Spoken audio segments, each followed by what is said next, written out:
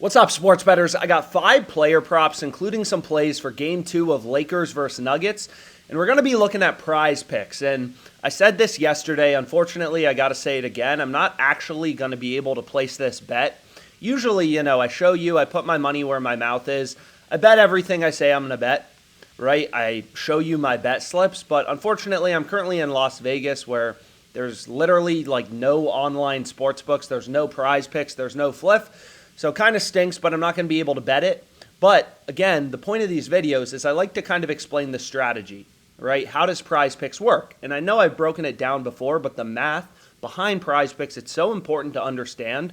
So I'll include this spreadsheet in the description as well as my email if you have any questions, right? So basically, this is your payout for a 5 flex, right? You go 5 for 5, 10x, 4 for 5, 2x, 3 for 5, 0.4x. This is your payout. It doesn't matter if you take overs or unders. It doesn't matter what 5 picks you select. We could switch this to Anthony Davis. Heck, we could even switch it to a cricket play, and you're going to notice we're still getting that exact same payout, right? We're still getting this exact same payout. So essentially, PrizePicks is a fixed payout platform where you have to win at least 54.25% of your over-unders to be profitable. Right, so what PrizePicks assumes is it's not like they charge you a fee for placing a bet. It's not like I want to place this bet for $20 and they're like, oh, you owe us $1. It's not how they make money. The way they make money is if you have no advantage, right? If you have no edge, no advantage, you're going to get 50% of these over-unders correctly, 50% incorrect, right? You're going to be 50% to be right, 50% to be wrong on all of your picks. So Marcus Stonis, over under 20.5 runs, he's always going over or under. Right, so if you have no edge or advantage, you're basically just flipping a coin, over versus under, heads versus tails. You're going to be 50-50 to win. But on PrizePicks, if you have no edge, no advantage, you're only winning 50% of your picks, your ROI is going to be negative 25%. Pretty horrible. So all you're looking for, it all boils down to win rate on PrizePicks. Can you win your player props above 54.25% of the time? You're just looking for player props to include in your PrizePicks entry that are hitting at a rate above 54.25%. So typically the betting tool I start out on to look for profitable bets on PrizePicks is called the positive EV tool.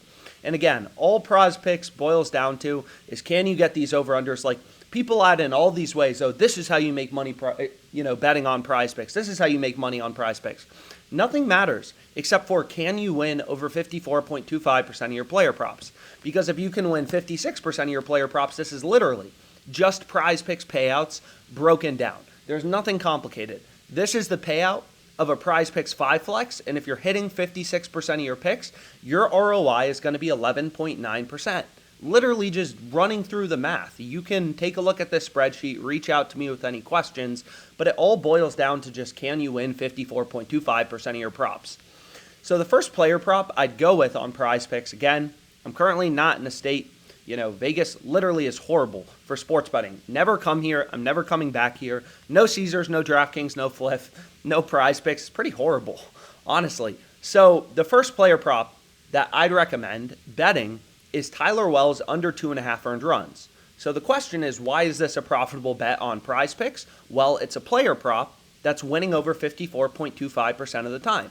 And this should make sense, right? The under is heavily favored on all of the sports books, right? Caesars has the under juice to minus 161, and you can see a little line movement chart.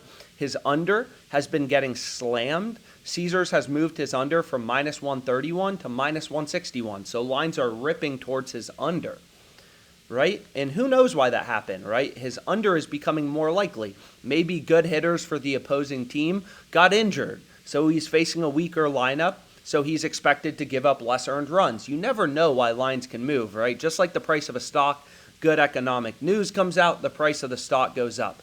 Everything is reflected in sportsbook odds, right? That's why you look at sportsbook odds. You don't look at historical data. Historical data is based into the odds on sportsbooks, right? Anything is baked into the market. All public information is baked into the market, right? So long story short, what you're going to notice is you have numerous data points. All these sports books are data points telling you Tyler Wells, he's more likely to go under as opposed to over. And if you don't care about the math or the strategy, all you want to do is take these bets in bold and in green on PrizePicks So you're looking for plays like Tyler Wells under 2.5 earned runs, and this is your profit margin, 2.76%, which is pretty good, right? You have to remember in sports betting, this game starts in 2 hours, right? So like people are always like, oh, invest your money in the stock market. It goes up roughly 8% a year. This is a 2.76% return in one bet. If you could earn a 1% ROI on all your bets, sometimes in football you're betting on games a few days away or soccer, whatever. But in general, you're placing bets on games that are that day. So if you can earn a 1% ROI on your MLB bets, there's 162 games in the regular season. You're going to have an 162% ROI over the course of the regular season. That's only the regular season if you can get a 1% profit margin on your bets. So long story short, sportsbooks tell you win probabilities through their odds. So we know on PrizePicks we got to hit 54.25% of our props to be profitable, right? You look at the Nuggets game tonight. The Nuggets are at home. They're the higher seed. And they're expected to win the game. They're around minus 200 odds. So the betting market is telling you, and again, like lines move, you're going to see the Nuggets actually opened at minus 260. Now they're all the way down to minus 215, right? So lines have been moving actually towards the Lakers, away from the Nuggets. So the market is projecting that the Lakers are slightly more likely to win the game than when they opened odds. Minus 260 is the Nuggets initially. Now they're minus 215. So the Nuggets are actually less likely to win this game. Let's go Lakers. But long story short, the Nuggets are around, let's say, minus 200 favorites. Minus 200 means a 2-to-1 betting favorite, means 2-to-1 to win, right? Means 2/3 to win, means 66.67% to win. So the betting market is projecting, right, that the Nuggets have a 66.67% chance of winning this game. They're the favored team. This should make sense. Minus 200, 2-to-1 betting favorite. So it's no different here. The betting market is telling you Tyler Wells is under. It's not minus 200. It's not 66.67% to occur, but the under is the more likely outcome. He's always going over or under, so we know his under is winning above 50% of the time, and the positive EV tool just shows you prop bets that are winning above 54.25% of the time. Right? So this is just data-driven sports betting. You're not smarter than the market. I'm not smarter than the market. Nobody's smarter than the market, right? Because if Tyler Wells' over should be favored, every sharp bettor would have hammered his over until it was the favored outcome, right? Like, that's what people miss about historical data versus real-time odds is, long story short, like if you go to the Nuggets game tonight, just as another example, the Nuggets were around minus 200.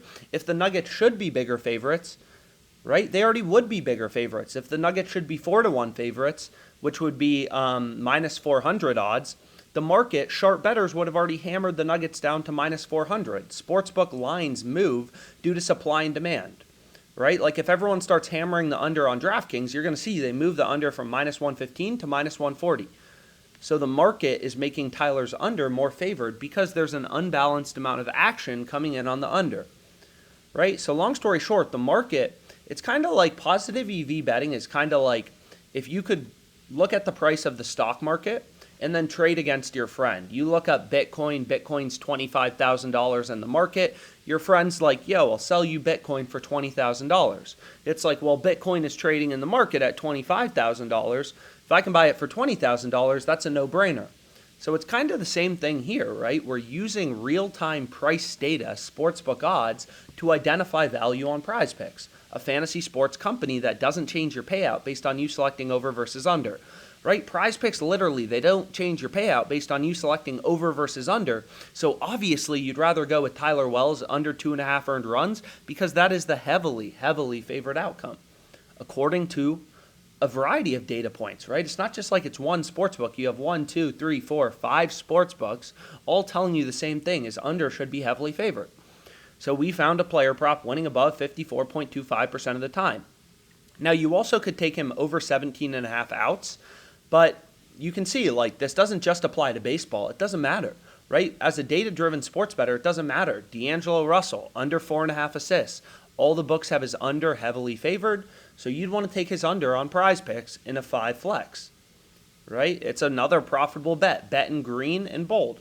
And you can see there's value on other sports books as well that you may use. It's just in this video I'm focused on PrizePicks. PrizePicks is a popular platform, so figured I'd do a video on PrizePicks, but there's value on Parlay Play, Underdog Fantasy, all these different platforms.